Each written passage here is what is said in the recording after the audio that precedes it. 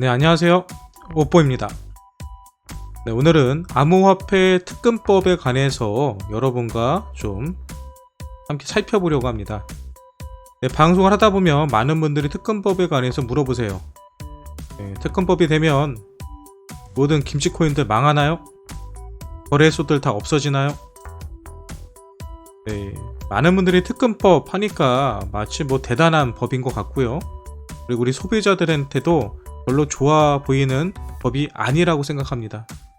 하지만 특근법은요, 다시 말하지만 우리 소비자들에게, 우리 투자자들에게 매우 좋은 법입니다.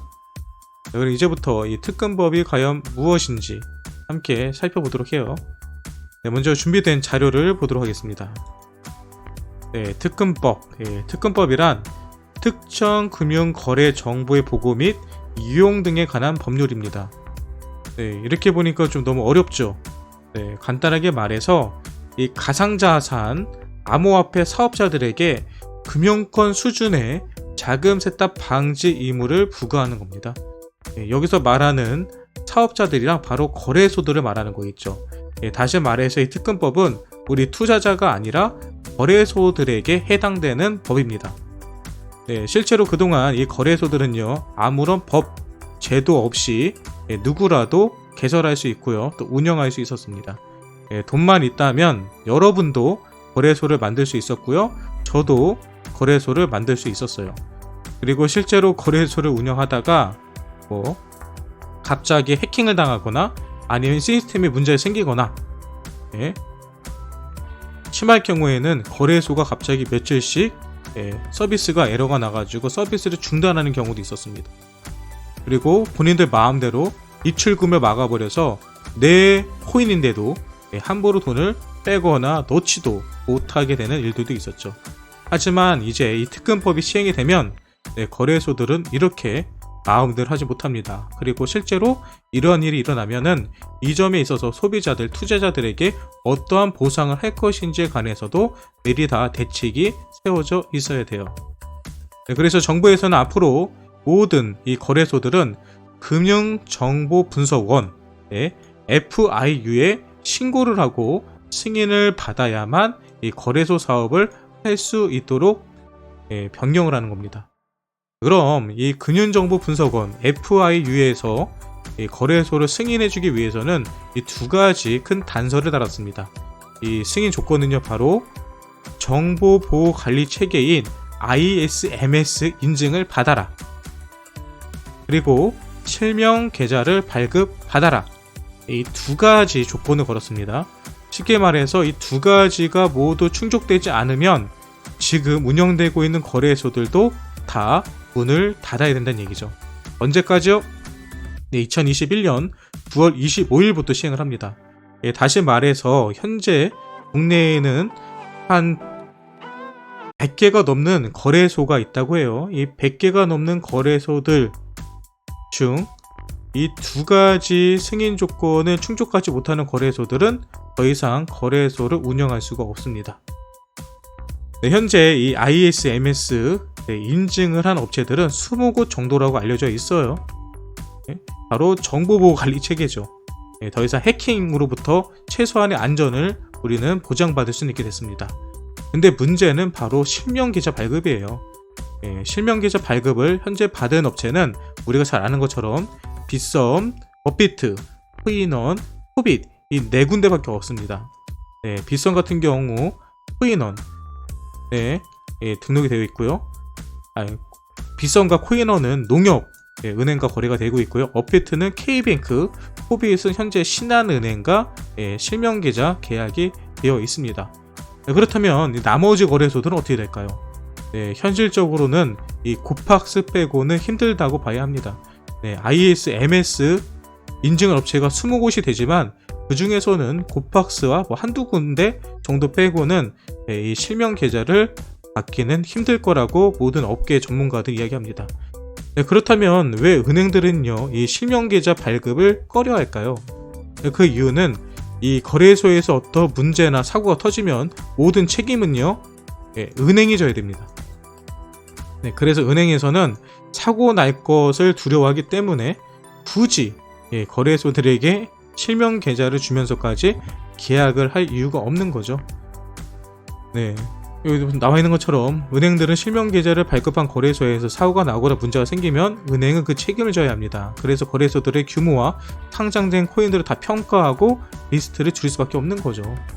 네, 여기서 이제 우리가 중요한 체크 포인트가 있습니다. 이 특근법을 대비해서 많은 분들이 혹시 김치 코인들 다 망하는 거냐, 아니면 우리 소비자들에게 어떤 피해가 오지 않느냐라고 하는데요. 네, 현실적으로 피해가 올 가능성도 있습니다. 왜요? 바로 이런 거죠. 현재 ISMS를 획득한 거래소를 보면 한 가지 특징이 있습니다. 위에 언급했던 이 빅4, 이 빗썸이나 업비트나 코인원, 코비 빼고는요, 많은 거래소들이 ISMS를 획득한 다음에 미친듯이 신규 코인들이 현재 상장하고 있는 모습을 볼 수가 있어요. 그러면서 우린 특근법에서 ISMS를 획득했기 때문에 이제 실명 계좌만 받으면은 우리 거래소는 살아남는다. 그러니까 우리 거래소에서 거래하는 투자자들 걱정하지 마시고요. 그리고 우리 거래소에 상장되고 있는 코인들 믿어도 됩니다 라고 하지만, 현실적으로 실명 계좌 받는 게 훨씬 더 어려운 일이기 때문에 이 말을 믿고 투자한 사람들은요, 나중에 큰 피해를 볼 수도 있습니다. 네.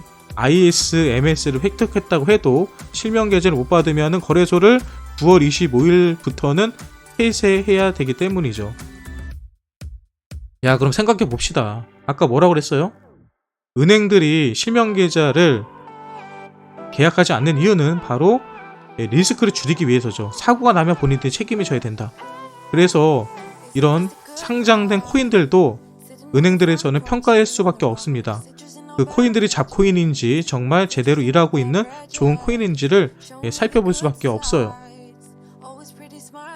그런데 지금 갑자기 잡코인들을 막 상장시키고 있는 거래소들, 과연 은행에서 실명 계좌를 계약을 해줄까요? 저는 불가능하다고 봅니다. 그리고 그거는 이 거래소 대표들이 더 잘할 거라고 생각을 해요. 그래서 제 개인적인 생각입니다. 내피셜이에요. 국내 잡거래소들이 마지막 불꽃을 태우는 것일 수 있다. 그래서 조심할 필요성이 있다라고 생각을 합니다. 그럼 이 거래소, 이 FIU의 승인을 받지 못한 거래소들의 상장된 코인들은 어떻게 될까요? 당연히 거래소가 폐쇄가 되면 그 거래소에 상장된 코인들은요, 더 이상 거래할 수 있는 거래소들이 없어집니다. 내가 물건을 가지고 있는데 그 물건을 사고 팔고 할 수 있는 곳이 없어지는 거죠. 그러면 그 코인들은요, 쓰레기가 될 가능성도 있어요. 다시 말해서 은행들도요, 코인마켓의 상위권 거래소들, 닷코인보다는 메이저 코인을 위주로 거래를 하고 있는 거래소들에게만 실명 계좌를 줄 것이고, 지금 급하게 여러 잣코인을 상장시키는 거래소들은 비록 ISMS를 획득했다 하더라도 실명 계좌까지 계약하기 힘들 거다. 다시 말해서 그런 거래소에 상장된 코인들은 앞으로 휴지 조각이 될 가능성이 크다 라고 하는 게 현재 제가 보고 있는 이 특근법에 대한 위헌성입니다. 하지만 제 방송을 보시는 많은 분들은 업비트나 빗썸 또는 코인원 아니면 코빗과 같은 국내 빅4 거래소에서 거래를 하고 있을 거라고 저는 생각하고 있기 때문에 적어도 제 방송을 보는 여러분들은 크게 걱정은 안 하셔도 될 것 같습니다. 그럼 관련된 기사들, 정말 제가 얘기한 것이 사실인지 관련된 기사들 한번 살펴보도록 할까요? 이거는 6월 6일날 2021년 6월 6일날 올라온 기사고요. 가상화폐 거래소 4+1 정도만 생존, 이런 제목이거든요. 여기서 4개는 우리가 아는 것처럼 업비트, 빗썸, 코인원, 코빗이고요. 플러스 1은요, 제가 봤을 때는 고팍스일 거라고 생각을 합니다. 그럼 관련된 내용을 볼까요?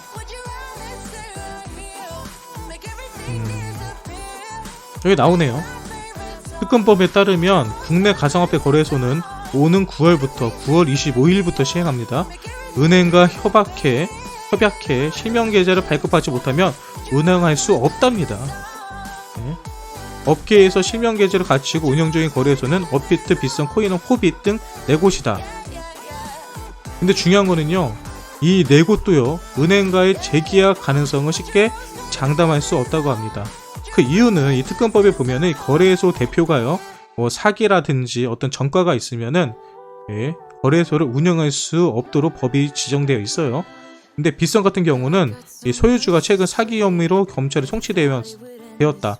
다시 말해서 빗썸 같은 경우는 대표가 사기 혐의로 송치되었고, 사기 혐의가 확정이 되면 이 특검법에 나와 있는 것처럼 거래소 대표는 전과가 있으면 안 된다라는 것 때문에 이 특검법을 통과하지 못할 수도 있습니다. 근데 이거 같은 경우는 제 개인적인 생각으로는 대표를 바꾸면 되니까요. 대표를 바꾸면 되니까 빗썸이 이 특검법을 통과하지 못할 거라고는 생각하지 않습니다. 근데 문제는 이거죠. 네곳 거래소를 제외한 60여 곳은 말 그대로 비상이 걸렸다. 특검법의 기준인 정보관리체제 ISMS를 인증받은 거래소는 20곳에 불과하기 때문이다. 게다가 주요 은행들은 더 이상 가상화폐 거래소와 실명 계좌를 발급하지 않겠다는 입장이어서 20곳 중 살아남을 거래소는 극히 드물 것으로 예상된다. 이게 핵심인 거죠. 은행들에서는요, 굳이 거래소들에게 실명 계좌를 발급해줄 이유가 없습니다. 괜히 그거 해줬다가 본인들이 모든 책임을 져야 될 수도 있기 때문이죠.